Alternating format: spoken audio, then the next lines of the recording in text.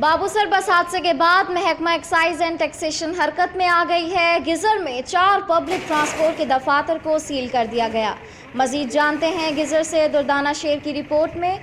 बाबूसर में निजी transport bus हादसे और 2 दर्जन से जायद अफराद की हलाकतों के बाद एक्साइज एंड टैक्सेशन हरकत में आ गई।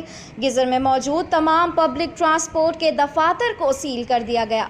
सिवाय हुकूमत के ज़ेरे निगरानी चलने वाली बस सर्विस के बाकी तमाम दफ्तरों को सील कर दिया गया है। इन पब्लिक ट्रांसपोर्ट के मालिकान के पास ना रूट परमिट था और ना ही फिटनेस सर्टिफिकेट। महकमा एक्साइज एंड टैक्सेशन के ज़िम्मेदारान का कहना है कि जब तक ट्रांसपोर्ट कंपनियां फिटनेस सर्टिफिकेट और रूट परमिट हासिल नहीं करती, उस वक्त तक उनके दफातर सील रहेंगे। जबकि महकमा एक्साइज एंड टैक्सेशन ने मुख्तलिफ ट्रांसपोर्ट अड्डों पर छापे भी लगा दिए और खटारा बसें अपने कब्जे में ले लिए।